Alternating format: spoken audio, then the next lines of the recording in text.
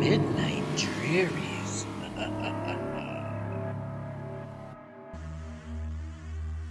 It was a cold and bitter Black Friday night when Glenn Danzig, former frontman for horror punk band the Misfits, decided to venture into the heart of consumer chaos, Walmart.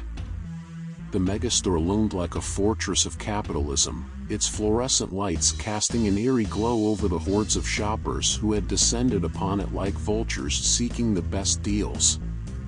Glenn, clad in his signature black leather jacket and Samhain skull-adorned belt, strode through the sliding glass doors with an air of indifference. Little did he know that the dark forces that seemed to follow him everywhere were ready to unleash their malevolence upon the unsuspecting shoppers. As Glenn navigated through the labyrinthine aisles, he could feel the palpable tension in the air.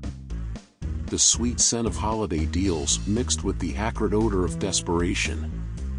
Black Friday had always been a battlefield, but tonight, it was poised to become something much more sinister.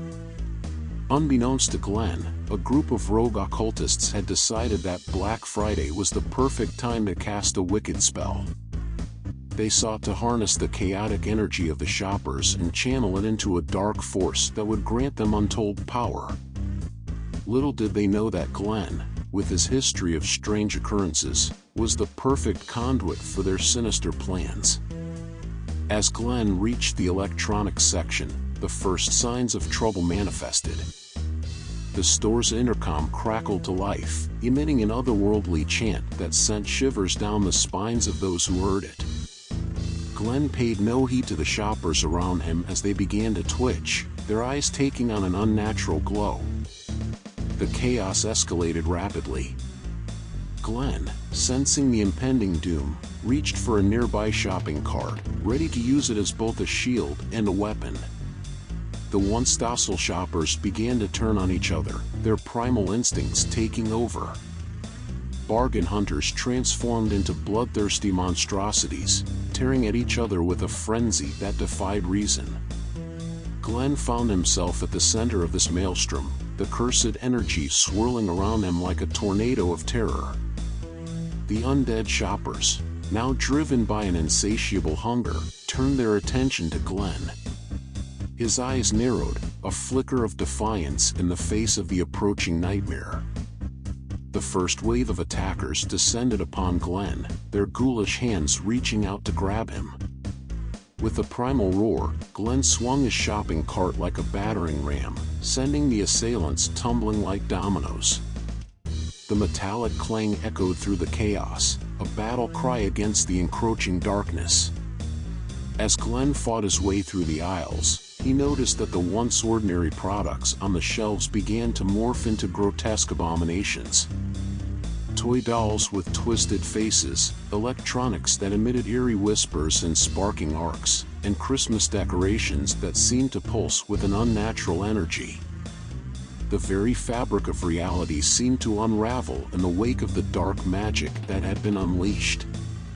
With each swing of his improvised weapon, Glenn could feel the sinister forces recoiling.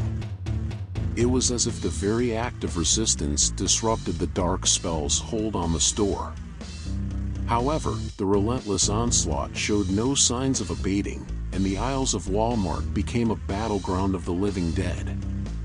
In the distance, Glenn could see the cultists who had initiated this nightmare, their faces obscured by hooded robes. They chanted in unison, their voices weaving a tapestry of dark incantations that fueled the frenzy.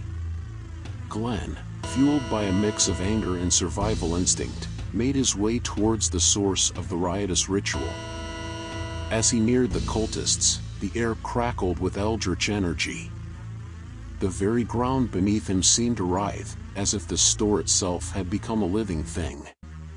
The cultists, sensing Glenn's approach, turned their attention toward him, their eyes glowing with an unholy fervor. Glenn yelled out, "Do you want to bang heads with me, motherfuckers?" And with a mighty swing of his shopping cart, Glenn disrupted the cultists' circle, causing a cacophony of cowled howlers. The dark magic, now disrupted, began to dissipate like fog in the morning sun. The once undead shoppers stumbled and fell, their bodies returning to a semblance of normalcy. Well, as normal as you can get for a mob that was already brain dead and bloodthirsty before the spell had been cast. The cultists, however, were not so easily defeated.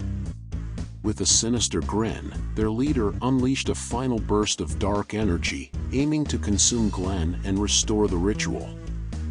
But Glenn, drawing upon a hidden reserve of strength, pushed back against the dark tide.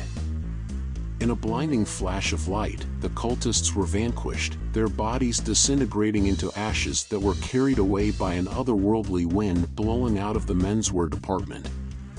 The fiendish forces that had gripped the Walmart slowly receded, leaving behind a battered and bewildered group of survivors. Glenn, standing amidst the wreckage, surveyed the aftermath. The once bustling Walmart was now a desolate battlefield, littered with the remnants of the unholy chaos that had unfolded. As he made his way towards the exit, the store's lights flickered and dimmed, leaving behind a sense of eeriness that lingered in the air. The Black Friday bloodbath was over, but the echoes of the night would haunt Glenn Danzig for years to come. And so, as Glenn stepped out into the cold night, he couldn't shake the feeling that the forces of darkness would forever be drawn to him, like moths to a flame. The holiday season, once a time of joy and celebration, had been tainted by the dark magic that seemed to follow Glenn wherever he went. As he disappeared into the shadows, Glenn remarked, "Too much horror business."